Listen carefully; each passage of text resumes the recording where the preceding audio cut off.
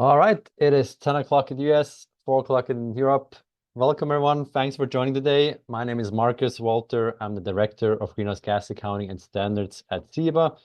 A quick word about CEBA. We're the Clean Energy Buyers Association. We're a trade association for energy customers and partners. We advocate for market and policy solutions for clean energy by engaging regulators and standard setters in the US and globally. We are very excited to co-host this webinar today with Resource. We have the honor of having Annie on the phone with us here too. Resource is an alliance of stakeholders representing clean energy buyers and suppliers in Europe. Before we get started, a couple of quick housekeeping items. First, this webinar is being recorded and will be available later on YouTube. We'll share the link with you. Second, feel free to submit any questions via the Q&A functions in Zoom. We will cover those questions, at least as many as we can, at the 20-minute Q&A section at the end. And lastly, a quick antitrust reminder. Please don't discuss any non-public competitive sensitive information with any competitors here, just so we don't stay all out of trouble. With that, let's talk about the agenda and why we're here. So 2024 has been a big year for elections, both in the US and in Europe. We'll take a look how clean energy markets will be impacted on both sides of the Atlantic. We're also just a few weeks away from 2025, which is the last year of the transitional phase of the EU's Carbon Border Adjustment Mechanism, CBAM. We'll talk about what CBAM means and how PPAs factor into this. With that, let me quickly introduce our panel that we have today. On CEBA side, we have Kyle Davis, who's the Senior Director of Federal Affairs. He will talk about the US federal and election policy update. We have Annie Scanlan from Resource, who will introduce herself in a second. We have from DLA Piper, we have Andreas and Kenneth, two experts in energy and transactional law for the EU. And last but not least, we have Brett Smith, who's the Senior Director of Government Relations at the American Iron and Steel Institute. Really excited to hear from all of you. Let me hand it over to Annie. Thank you so much, Marcus. It's really a pleasure to be collaborating with CEBA on this webinar. So yes, I'm director of the Resource platform. Resource brings together corporate renewable energy buyers and renewable energy suppliers, really with the mission of how can we help more corporates in Europe to procure renewables and in their pursuit of heading to net zero, which is the big goal in Europe.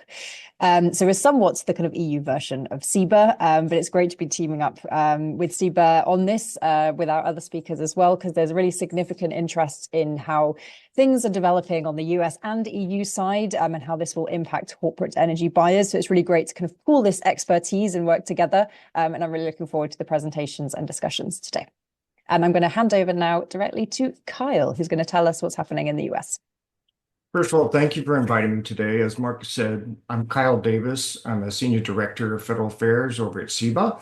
So my job is sort of to track what's been going on with the US elections and help our management team and our members translate what that might mean for clean energy in the United States. So what I'm going to do today, just very briefly, is give you an overview of the recent election results and then touch on a little bit about what we expect the federal policy focus to be during the next 4 years during the Trump administration. So President Donald Trump won the White House, controlled the White House with a little over 50% of the popular vote. What it translated into, as far as how we elect presidents in the United States, he was able to capture what we call 312 electoral votes to Kamala Harris's 226 electoral votes.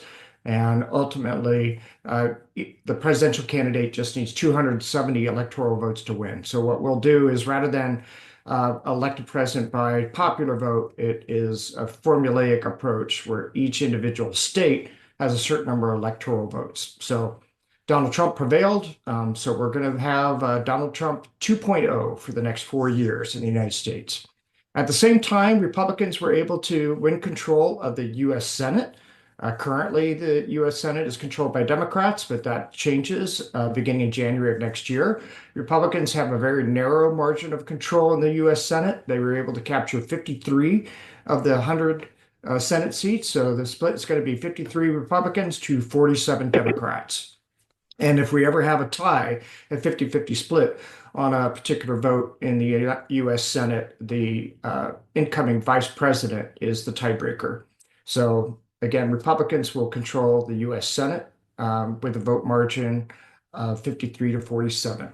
Republicans were surprisingly also able to capture control of the House of Representatives. That had not been a popular perspective. We knew it was a possibility, but Democrats had really high hopes that they would have been able to recapture control of the House of Representatives.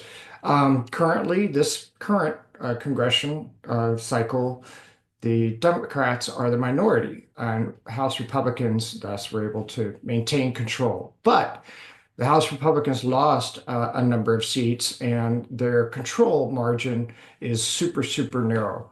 So ultimately, Republicans have 220 seats in the House of Representatives to the Democrats' 215.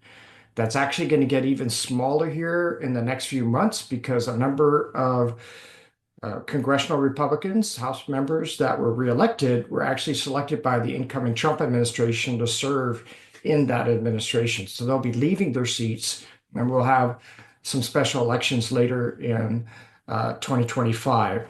So at least for the first couple months of the incoming Trump administration, we expect the margin of control to be 217 Republicans to 215 Democrats. That's going to be really, really narrow. And at least for legislating in the United States, when you have a brand new president, he usually tries to accomplish his big marquee legislative wins during the first 100 days of his term, and especially when his party has won the trifecta like they have here. But that's going to be really, really tough if Republicans only have that two-seat margin of control in the House of Representatives. That means one Republican can mess up all the planning that they have in place to try and move the incoming president's agenda very aggressively. The other thing that I want to mention too, trifectas where you have a complete control of Washington, D.C. by one particular party is pretty rare in the United States. It usually only lasts for 2 years. So a lot of folks are expecting that when we have our midterm elections in 2026, that's typically when the party that has a trifecta loses at least one of the congressional chambers. They'll keep the White House. And what a lot of folks are forecasting is that the Senate in 2026, meaning going into the 2027 calendar year, could flip to Democratic control. So that's something to keep in mind. It may be very much what we saw during the first Trump administration and prior to that during the Obama administration, where they had complete party control for the first 2 years of the president's administration and then split party control for the last 2 years of the administration. So that's a quick and dirty overview of the election results. What's going on right now is the incoming Trump administration is looking to move very, very quickly. Part of what they've sort of said are going to be their big marquee issues that affect clean energy is comprehensive tax reform, and I'll explain why on that in a minute. Tariffs. Tariffs is one of President Trump's favorite terms. And then a new theme of what they're calling energy dominance. And I'll dig into a little bit of more detail on that as well. So first and foremost, the president has to put in his people in the different federal agencies here. And the 2 key federal agencies that touch on clean energy would be the U.S. Department of Energy, and President Trump has nominated a gentleman by the name of Chris Wright, who is an executive from a natural gas fracking company, who also happens to sit on a geothermal company board and has also been involved with advanced nuclear. So he isn't just a natural gas advocate. He's very interested in some of these other technologies. He'll have to go through a Senate confirmation process over here to be confirmed as a new Secretary of the Department of Energy. So that position will have a lot of influence over all U.S. energy policy. And then he's also nominated North Dakota Governor Doug Burgum to lead the U.S. Department of Interior. And that is probably the one federal agency that probably has the most practical impact on U.S. energy policy because we have so much federal and public lands. That particular position, the Secretary of Interior, is the one that conducts like the leases for oil and gas development, for offshore wind, things like that. So we fully expect Governor Burgum to be very much at the forefront of U.S. energy policy. At the same time, Presuming he gets confirmed by the Senate, which I think he will, President Trump has also named Governor Burgum, in addition to being the Secretary of the Interior, the new energy czar. And what does that mean? Well, he's going to have Secretary Burgum, once he's confirmed, added to the National Security Council so that energy issues can be considered as part of the overall strategy, U.S. National security strategy. And then similarly, he expects incoming Secretary Burgum to create a new National Energy Council and convene different leadership within the new Trump administration to focus on that energy abundance or energy dominance agenda. So let me just take those last three in the short amount of time that I have and then look forward to your questions. On tax reforms, the issue here is that you have a number of tax reforms cuts that benefit individuals that expire at the end of 2025. So Republicans are very anxious to find ways to extend those tax cuts for private individuals, for voters. And one of the areas they're going to be looking at are some of the clean energy tax credits that were passed during the President Biden administration, also known as the Inflation Reduction Act tax credits. So there's going to be a lot of conversation about whether some of those tax credits are directly repealed or some of the eligibility criteria is modified. Some of the examples of how they might modify those tax credits is having very stringent, what they call foreign entity of concern criteria. So if projects have components that are produced from a country that is considered to be by the United States a foreign entity of concern, that project may not be eligible for tax credits. So we're going to be looking for efforts to fully repeal certain clean energy tax credits or to modify eligibility for those clean energy tax credits. And that's a conversation that will probably take up the vast majority of 2025.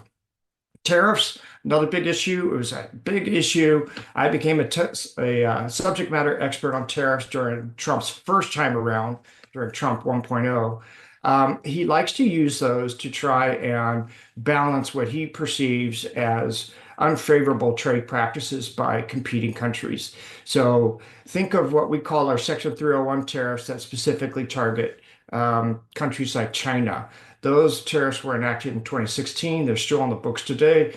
He just recently announced prior to our Thanksgiving holiday a couple of weeks back here, an intent to try and increase those tariffs a further 10%.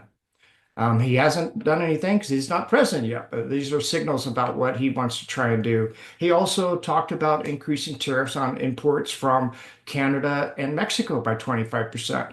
Those captured a lot of attention in the press as well.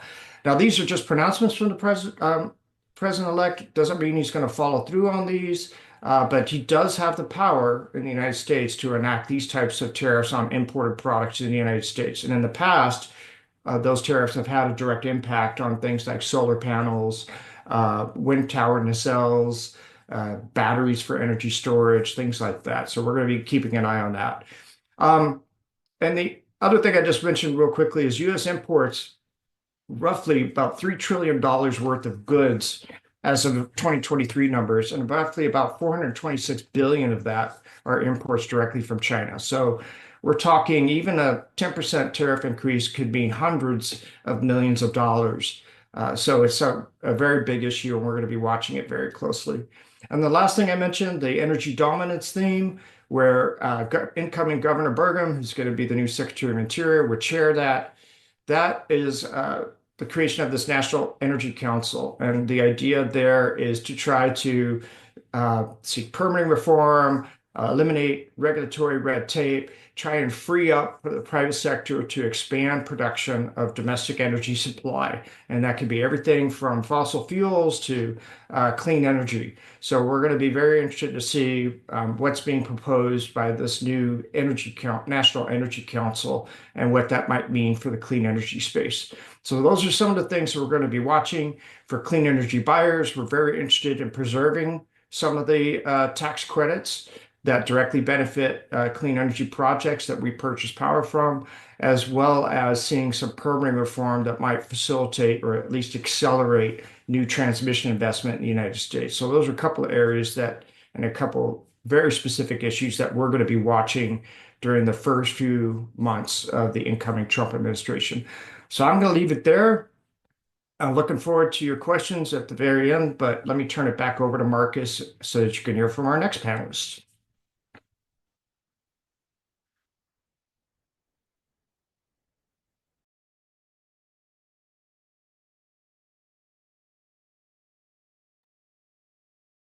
Great. So I think I'll just jump in.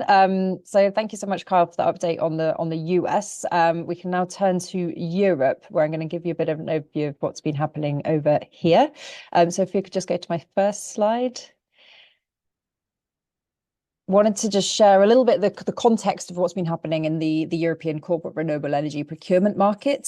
So here you can see the corporate PPA market has really taken off in recent years. So just in terms of the gigawatts, we're seeing year on year this continued growth. And at 2024, we're looking at another record year. You might notice it's been quite solar driven. I think the simple reason for this is that it's easier to permit solar projects. You can build them faster. But of course, with wind PPAs, it generates a lot more electricity due to capacity factors. And we see actually an increasing interest in corporates procuring both because these profiles are very complementary. Over into what sectors are signing PPAs, we're still seeing a market dominated by big tech, but we see an increasing variety of industries signing PPAs. So I've listed here just the top industries, and this is the kind of thing that Brussels policymakers really want to see, because I'll explain in a bit later that the PPA has really captured the attention of policymakers, and the idea of how we can further open up this market has really taken off and carried ground. A bit of context to all of this is that Europe was, of course, very hit hard by the war in Ukraine. So this decision to stop importing Russian gas really sent electricity prices through the roof. So the attention around PPAs is also partly explained as their benefit of, hedging costs, reducing this exposure to volatility, and that's seen as a very attractive tool for industry in Europe. We're also seeing PPAs pop up more and more in legislation as a validation tool for sustainable products. So as we'll see with CBAM later, these kinds of treatment of PPAs in EU law will be more common, I think. Next slide. So we've had a big election year. The energy crisis and this impact on industry have been very strong themes. We've had this new European Parliament elected back in the summer. We've also had a changeover of political leadership of the European Commission, and we also had 11 national parliaments also having an election. So there's this big churn of leadership in Europe, which will then obviously dictate the policies in years to come. Next year, we're also going to have Germany and potentially now France having elections, and the formation of those governments will be quite influential at EU level because these are really, dominant EU member states. So what do these election results really mean? So over in the European Parliament, there had been a prediction of a kind of huge swing to the right. I don't think that quite happened, but what we've definitely seen is the EPP, the European People's Party, which is centre-right. They're kind of the kingmaker now in the European Parliament, so they can really choose who to form coalitions with to get legislation over the line. So they can either look to the left, so they've got the S&D, which is centre-left, Renew, Liberals, and the Greens, or they can look to the right, so that would be the ECR party, or even further right, this new Patriots for Europe party, which probably the name tells you everything that you need to know about that party. So there could potentially be alliances there with kind of far right, which we've potentially not seen in the past. Over in the European Commission, so just as a quick reminder, every European member state gets one European commissioner, and the Commission has this exclusive right to propose new laws. So this new group of commissioners are very important and will really be drafting the new laws that we'll see in the coming years. I've just picked out a few that are kind of relevant for this topic. So at the back, we've got Commissioner Jurgensen for energy, Commissioner Hutzger for climate. In the front, we've got Commissioner Sejourné from France, responsible for industry. And then an interesting profile is on competitiveness. So we've got the Executive Vice President Ribera for industry and the energy transition. So she's been given this kind of dual portfolio to really bolster EU industry and make sure that they don't suffer from too high energy prices. So she's got quite an important profile there. And then in the middle, we've got the European Commission President von der Leyen. Her big thing is competitiveness, but positively also there's going to be a strong continuation of the European Green Deal. if we go to the next slide, what will these people be doing? Well, the first key goal is really to bring down electricity prices in Europe. It's really been identified as how we can help industries be more competitive on a global scale. And there's also been some suggestions, particularly from Commissioner Sejourné, of a kind of EU first, how can we really start prioritizing European companies over potentially other parts of the world? So I think that's kind of an interesting global trend we're seeing.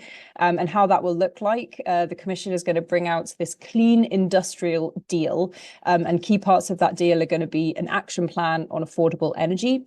There will be what is called an Industrial Decarbonisation Accelerator Act, and also a European Competitiveness Fund. So you can see these are kind of tips of kind of where we're going to go with this, and we'll be looking forward to seeing the details in the coming months and years. For PPAs, there's no kind of immediate policy actions. Much of the focus will be implementing legislation from the last political term. A big reform was the electricity market design reform, where again, PPAs were picked out as this tool for industry to help them hedge amid kind of volatility of the markets.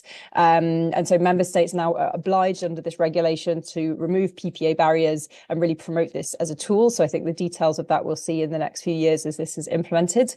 And then at EU level, the Commission is also going to publish in 2026 a new guidance on PPAs to really help member states further promote this tool and implement this reform.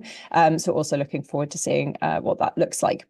We're also expecting PPAs to be popping up as the EU develops more carbon footprint rules. So as mentioned, they're really kind of being used as a badge of honor for marking products as sustainable that are sold in the EU market. And so this is actually a positive incentive to have in EU law if carbon footprint rules really recognize the benefits of PPAs.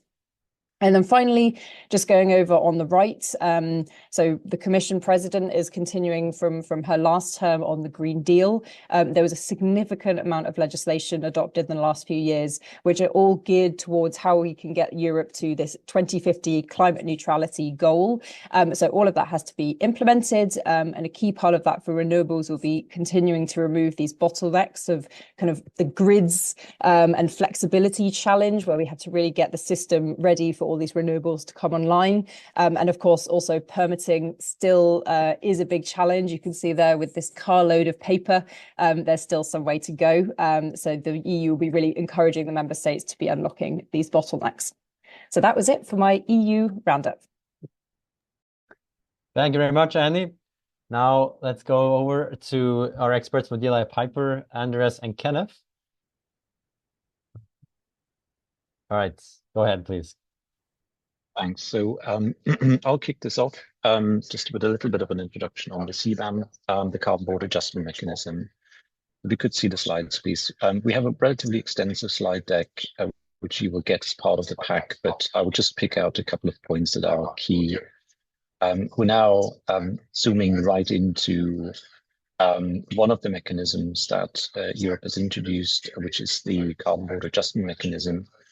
In very simple terms, it is a measure to address the potential concern of what's called carbon leakage, i.e. industries moving away from Europe for the fact that they are covered by the EU emissions trading scheme, which puts or which requires them to acquire allowances consistent with their annual greenhouse gas emissions, and then to surrender those. And as a consequence of that, there's been a concern that over the years, companies have moved away because of the higher compliance costs within the EU.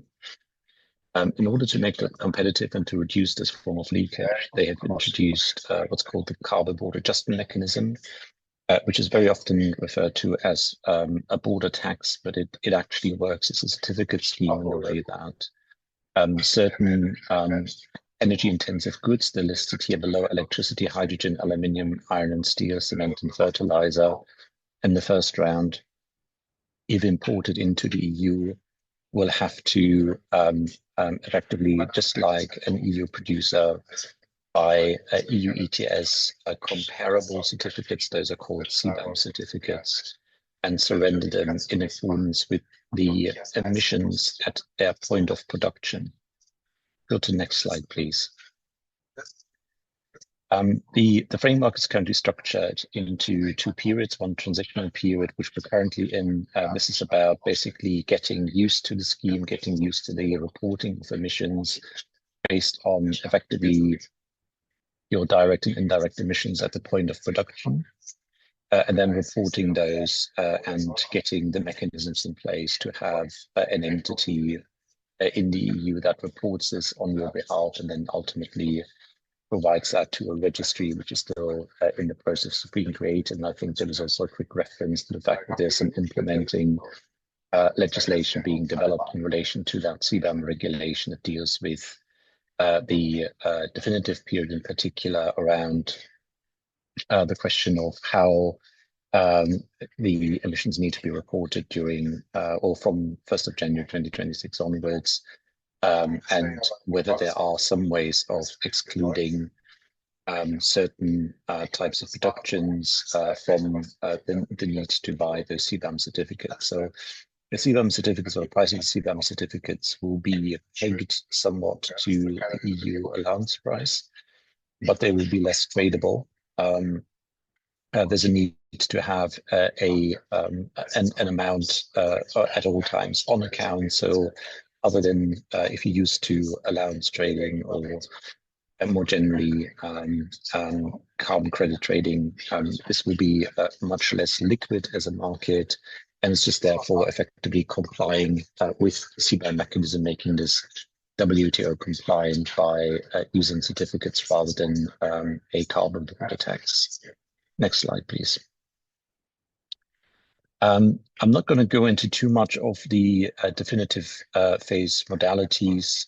We can pick those up in the Q&A if there are specific questions, but suffice to say, and then I'll hand over to Kenneth for one of the exemptions, is that there are effectively in the process of you having to report, there are several hurdles that you need to overcome. One is obviously you need to have an authorized declarant, which does the reporting of the emissions on your behalf, and on the basis of which you then calculate the number of CBAM certificates that you need to have, and you need to hold on account for the total number of goods imported and the respective direct and indirect emissions, and also how that reporting works. There are two possibilities to get exempted. One is on the basis of exporting from a country or producing in a country that has a comparable emissions trading scheme. That's currently in discussion for the UK, who obviously shared an emissions trading scheme with the EU before Brexit, but not significantly with any other country at the moment. So that's not really an option that's considered by most of those covered by the CBAM exporting to Europe. And then there's the other point, which Kenneth will pick up now, which is the ability to reduce the number of CBAM certificates that you need to buy and then surrender by using a renewable corporate PPA. Kenneth. Thanks so much. Can we go to the next slide, please? Maybe if we skip over, I think this slide as well.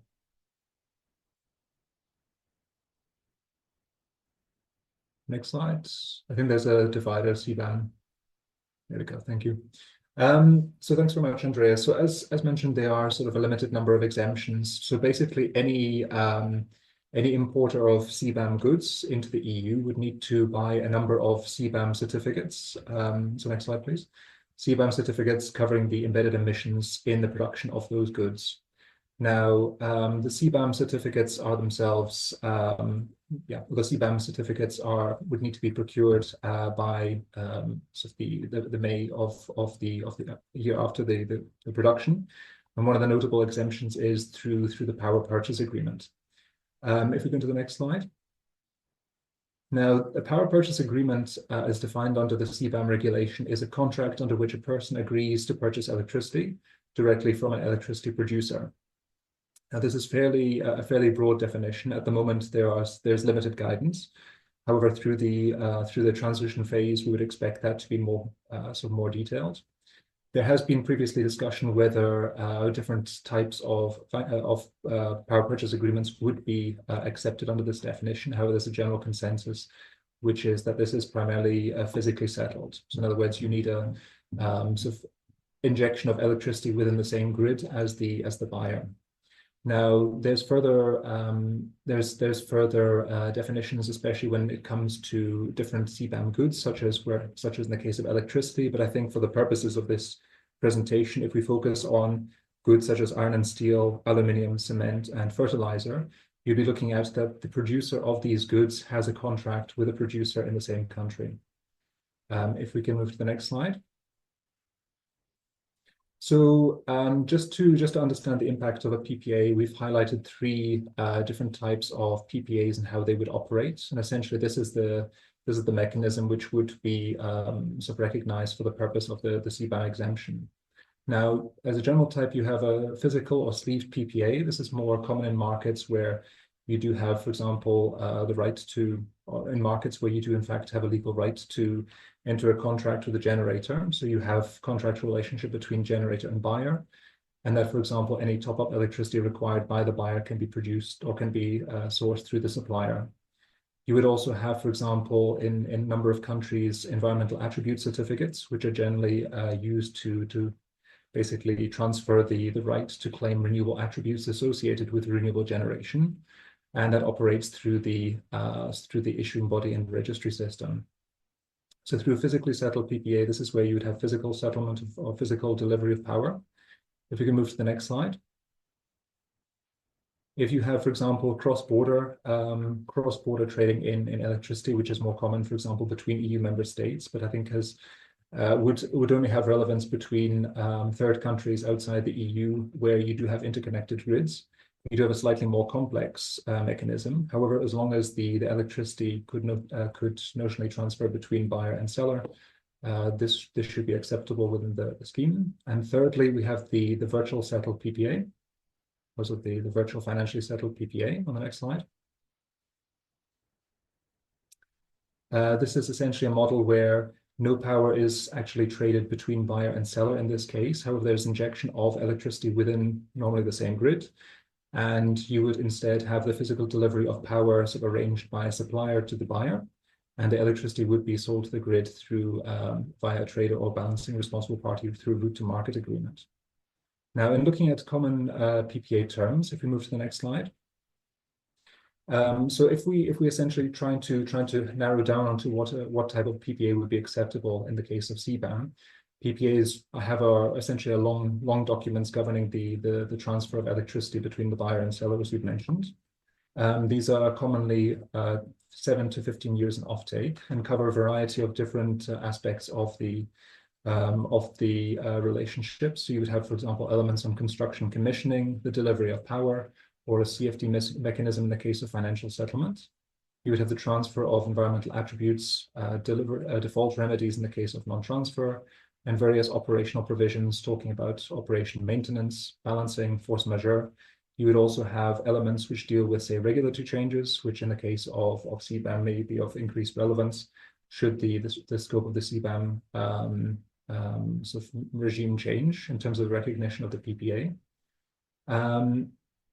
However, if we move to the next slide, there are certain key minimum criteria which have been defined under e-law, which form the basis for what would be an acceptable PPA. And this is essentially derived from a comparable regime through the RFNBO Delegated Act, which governs the recognition of electricity or renewable source hydrogen produced within the European Union. So essentially, there is limited, as we've noted before, there is limited express requirements beyond the general broad term of power purchase agreement. However, the key concepts of a power purchase agreement for the purpose of CBAM would be that there's legal agreement in place, that on its own or in combination with other agreements, that the PPA results in renewable source electricity being nominated, scheduled, and delivered to the buyer. So in other words, it should be within the same grid, and that the buyer should be in a position to demonstrate that the same production amount has not been claimed by anyone else. This can, for example, and is in many cases done most effectively through the use of environmental attribute certificates. Demonstrate sufficient information to evidence that the production and consumption match within the temporal granularity. So, for example, the RFNBO Delegated Act with respect to hydrogen deals with a geographic and temporal boundaries. So, in other words, it has to be consumed within the same year and also within the same geographic region.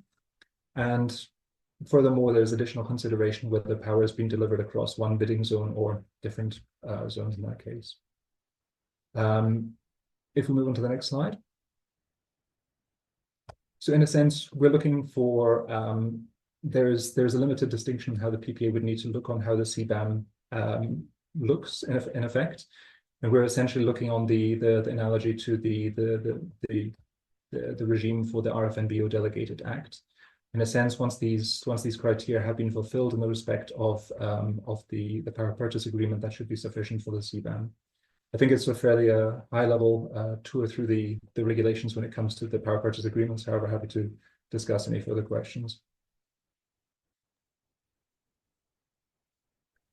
Thank you, Kenneth and Andreas, for this overview. I know this is a very complex topic, so you have a big job just explaining this, so really appreciate it. With that, now let's look into the perspective of some of the companies that may or industries that may or may not be impacted by CBAM. We invited Brett Smith to share his perspective from a U.S. steel perspective. Brett, please take it away. Yes, good morning, good afternoon.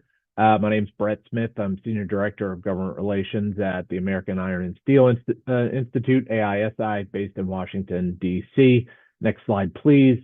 I'm going to provide some background here today on our sector in the United States.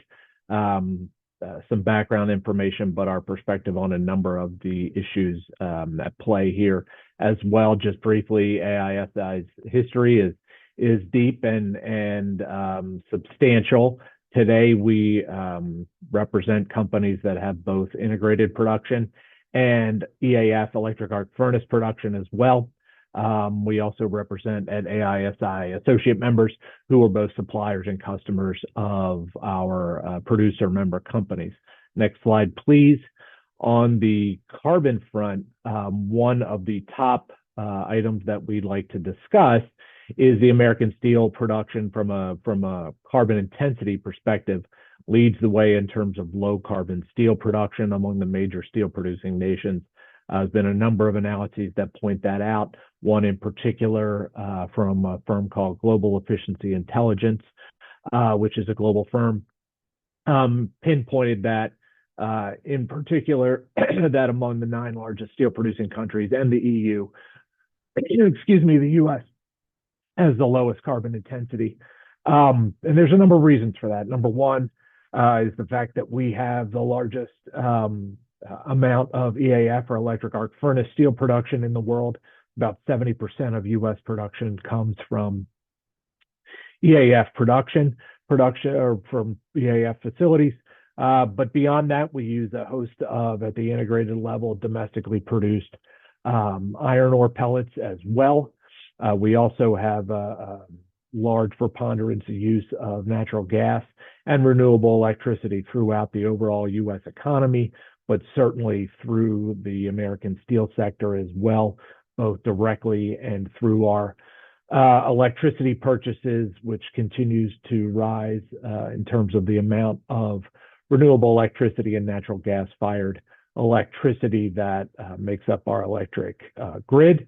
And there's a number of new technologies as well, relatively new technologies that the U.S. is leading in from the steel perspective. The use of HBI and DRI, hot briquetted iron and direct reduced iron, which primarily use natural gas as a reductant as opposed to coking coal, which is traditionally done. There's a substantial amount of DRI and HBI production within the U.S. industry and much more to come. Hydrogen as well is a substantial opportunity for our industry to use hydrogen in the steelmaking process.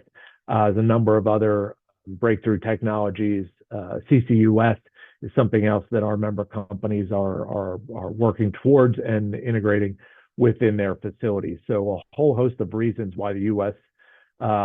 Industry of iron and steel production pinpoints the lowest carbon intensity among the major steel producing nations. Moving forward, next slide, please. We have a whole one item I did want to point out, is to point out there was a study done by McKinsey and Company recently pointing out that steel is the only material that's critical to all low carbon technologies. renewable energy, electricity, carbon capture, all of those items listed there. Steel remains the material of choice and will remain the material of choice for all of those technologies. Our challenges, of course, as we move to the next slide, please, are the global ones. Number one being the global steel overcapacity of steel production, which remains significant. You can see there over the past 2 decades or so, the gap that continues to grow in terms of production and capacity. Data here shown from both the OECD and the World Steel Association, showing the capacity being quite substantial, and then the capacity production gap continuing to rise, even though we had a dip for a number of years recently. That continues to grow. And the reason that this is a problem, or one of the reasons is, or the threat from our standpoint, is we view it as a potential to undercut the progress that we've made from the American iron and steel industry perspective, as it relates to subsidized and dumped products, largely that have a higher carbon intensity, higher carbon content than what we make here. Next slide, please. You can see here that the Chinese steel industry, the production has exceeded a billion metric tons for 4 years in a row. From 2023 data, you can fully expect that to be the case in 2024 as well. You can see in this graph how that has substantially increased over the past 2 decades. Just from a scaling standpoint, the U.S.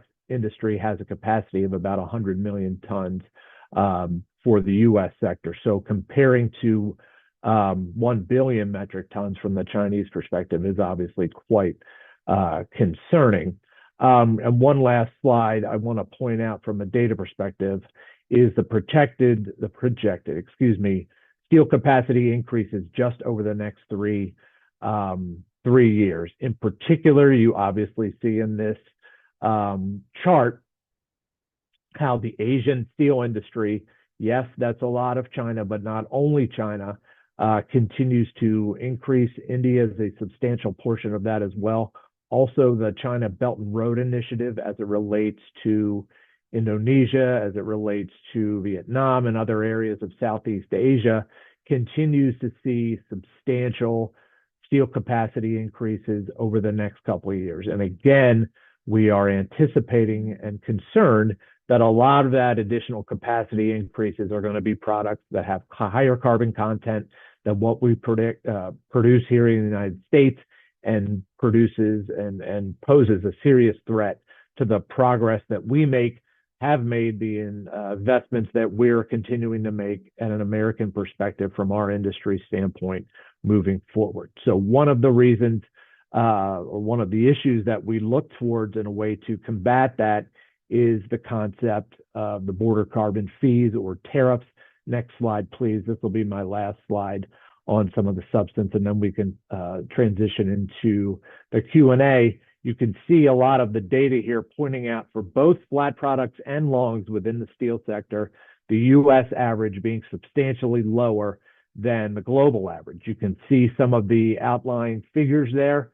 This is a particularly useful graph and display that shows how the U.S. industry and a lot of other in areas of the world, the steel industries, how they are leading and what the threats are from a number of other challenges. So we, from an American steel perspective, are supportive of measures that would institute border carbon fees on imported products into the U.S. that have a larger carbon content on a product level. In particular, pointing out specifically from our perspective that we do not believe that this necessitates a domestic carbon price be a policy measure. Perhaps we can get into that a bit in the Q&A. But beyond that, we feel that as U.S. policymakers continue to look at border carbon fee options, that they need to apply this to as many countries or most countries as they can to make sure that it's not riddled with loopholes that would allow dirtier, carbon heavier products to evade the carbon fees that may be put into place. So with that, I'm going to stop. I'll just ask to transition to my last slide, which has contact information I don't want to continue to grow. Perhaps we can transition into some of that in the Q&A, but thank you for your attention. Glad to answer any questions as we move forward. Thanks a lot, Brett, and thanks to the whole panel for your presentations. We're now moving to the Q&A part. I'm going to kick us off with a few questions for the panel, but everyone, please feel free to use the Q&A function of Zoom and submit your questions I may have. Let me kick us off first with a question for Annie. So Annie, from a US perspective, we often think about, when we think about the EU, we do think about kind of the regulatory power that it has. Do you feel like how can regulations in the EU support accelerating corporate procurement of clean energy in Europe? Thanks, Marcus, and also thanks everyone for the really interesting presentations. As I mentioned, there is a lot of political attention around the procurement market. Definitely politicians seeing the benefits of using renewables. But I guess the elephant in the room is that we don't really need more regulation on what is essentially a market tool. So I think there can be incentives in EU law like carbon footprint methodology. There could also be a place for looking into managing the kind of credits risk around signing PPAs, so potentially kind of state-backed guarantee schemes. Those things are being looked into in Europe. But I'm hoping that we move towards a place where we can just support this market, but not kind of over-regulate a good thing, which sometimes is a bit the temptation in Europe. And of course, as alongside this, kind of continue to removing these renewables bottlenecks, we'll just make sure there's more projects available. And so all the kind of work on grids and permitting will continue to be really important there. Thank you, Annie. I have a question for Kyle too. Kyle, Trump is always in the headlines. There's a lot of coverage. There's also some hype sometimes, both on like the changes that may happen, the things that may not happen. From your perspective, Kyle, what do you think is some parts that you feel like this is overstated the case, that how much impact this will have specifically for clean energy procurement markets? It's a great question. It's hard to predict, but I would say just given what we learned during the first Trump administration, it may be very difficult to do an outright repeal of many of the clean energy tax credits, given the very narrow margin of control Republicans have, particularly in the House of Representatives. A good sign was last August we had 18 House Republicans.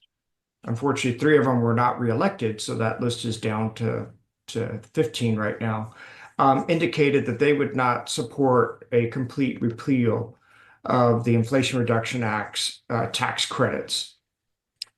In response, House Speaker Johnson said, rather than approach the tax credits with the sledgehammer, they were going to approach it with a scalpel.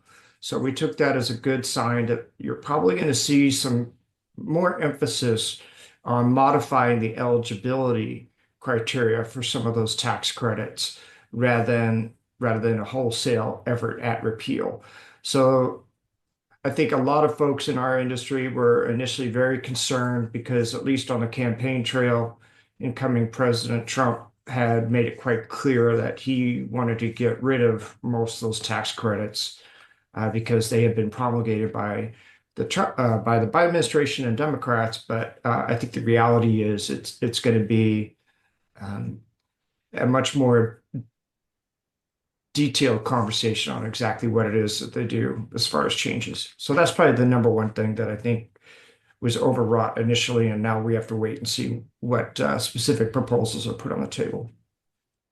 Thanks, Kyle. I have a question also for Kenneth and Andreas. So we talked about CEBA and the PPAs, the importance of PPAs. What is the role of environmental attribute certificates in the CBAM PPAs?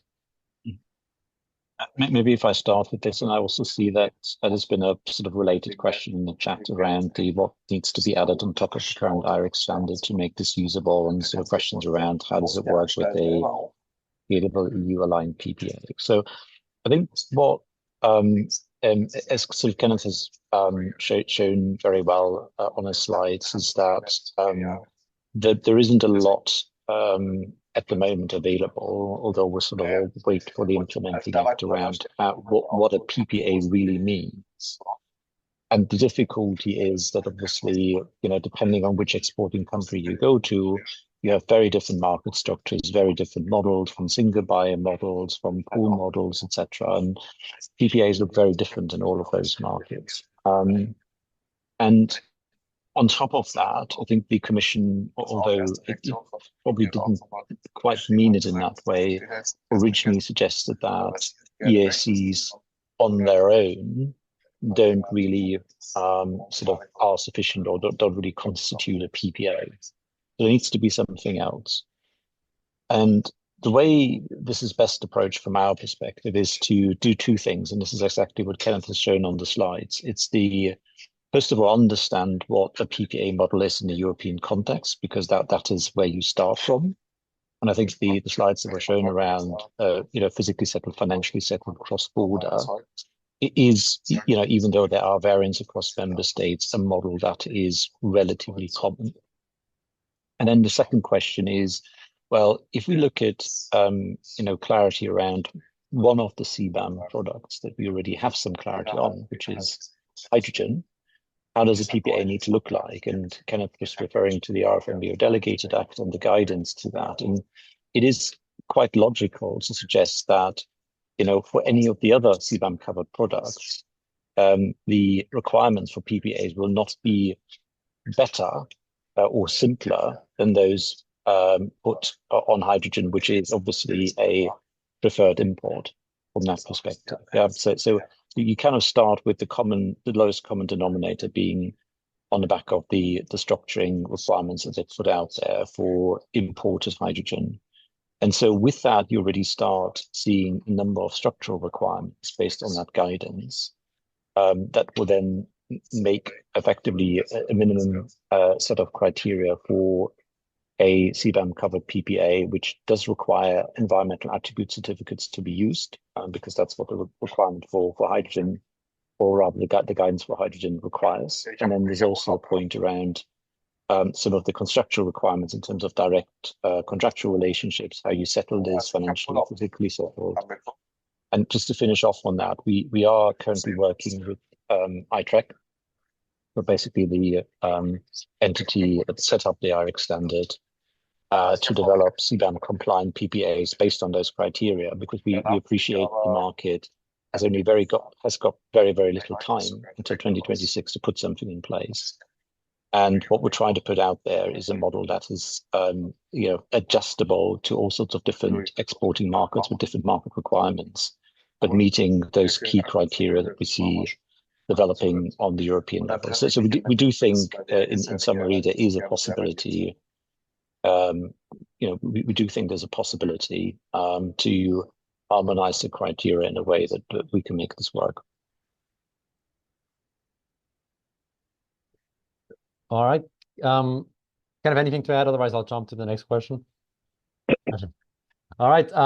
Question for Brett. So CBAM, as far as I know, is the first carbon tariff basically that we have so far, but it may not be the only one. I've heard from a couple of companies that they feel like this might be common in other countries as well. For you, from your perspective, first of all, do you and your members, do you support instituting a carbon border fee similar to CBAM in the United States? And what do you think is the outlook for something like that to happen under the Trump administration? Sure. Thanks for the question. I would say yes, we do support the idea, the concept of carbon border fees, which would differentiate or would apply to products imported that have a larger carbon content than those produced in the United States. There are a number of key aspects, of course, to that. It's a bit different than the CBAM, such that it is largely because we do not support, nor do we see this coming about, have a domestic carbon emissions fee as a part of U.S. policy directly. So that's obviously a difference. There's a number of complicated questions at play here, certainly one being data and all of those in scope as well. And I know a lot of that work is going on within the U.S. policymaking construct. It is a challenge, to be sure, but I would say that within the United States policy perspective, there are a number of key players who are very interested in pushing the concept. One in particular, Senator Cassidy from Louisiana, who's very much a leader on energy and sustainability and carbon issues, has been working for a number of months on what he calls his Foreign Pollution Fee Act, which would establish carbon border fees on a number of imported products. We're working closely with him on that. There are a number of issues that would, of course, need to be worked out. The question, or at least one of the big, I suppose, uncertainties is how the new incoming Trump administration will be involved on questions like that. It's no surprise, and it's certainly not news that administration, first time around, second time around, will be engaged on a number of trade-related matters on as they relate to larger policy questions. How that gets into the world of carbon emissions, remains to be seen. But I certainly, we take a number of opportunities and see a number of opportunities in that moving forward as well. It's going to be a challenge because it's quite complex, as everyone on this call knows. But we see certainly some real opportunities to that and want to be part of that process too. Thanks, Brett. All right, and I'm trying my hardest here to see if I can distill some of the questions we have. We have a couple of questions here on the CBAM and PPAs and how that's interact with each other. And I think some of that, Andreas and Kenneth, you've answered some of that already. Let me just see if I can add to those. So one question, well, can we confirm that EU importers, they cannot be the ones to buy PPAs or RECs? It has to be the suppliers. Is that correct?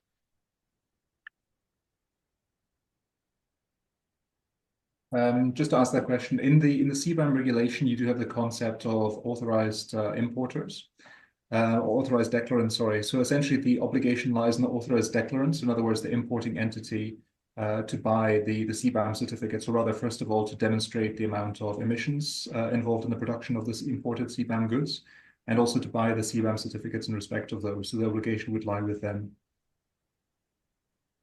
Thank you. And adding on that, I think, again, you may have covered this in part, just double checking. One question was why do plain EACs, why are they not considered as acceptable under CBAM? It's a bit of it's an interesting topic. It's a little bit difficult because there's limited guidance from the Commission in this respect. I suppose there is a bit of underlying thought in the respect of, at the moment, you do have, as Andreas mentioned, or as we've mentioned rather, you do have the RFNBO Delegated Act, which does set out the use of a power purchase agreement to demonstrate the production of rather the production and the consumption of renewable source electricity, under which you've got the criteria where you could say that, for example, EACs could be used to demonstrate that. It's a difficult one, which we're not really able to answer because we haven't really seen the logic of the arguments. But one could, for example, argue that, or rather, one understanding could be that if you purchase, for example, renewable source certificates without supporting a specific asset, for example, through an underlying PPA, you may sort of essentially through the unbundled power purchase unbundled certificates, you may sort of break that chain essentially of that support. It's a little bit of an academic topic. However, the thing is that if we're looking at CBAM compliance, you're essentially looking at fulfilling the definition of what the PPA is. Essentially, that's the only way to seek the exemption, and therefore, on that basis, only a power purchase agreement would appear to be acceptable. However, that's something which may develop over time, sort of as the CBAM mechanism develops. Gotcha. Thanks, Kenneth. There's more questions. I don't think we're going to have time for more. I just want to, first of all, I want to thank, big thanks both to the panelists and also to our audience here. This is actually one of the more complex topics I think that we've covered in a webinar. And, I see the numbers here. I appreciate people actually, there's clearly a strong interest in this. It's very nice to see this. Thanks a lot for your time. We will publish this recording of the webinar. You will see it on YouTube, and we'll have it for our members. We'll have it available on our internal portal. And again, we'll also be available on YouTube. And for resource members, also reach out to Annie as well. All of us will put it online. Again, thanks a lot for everyone attending. It's been a pleasure, and enjoy the rest of your day, everyone.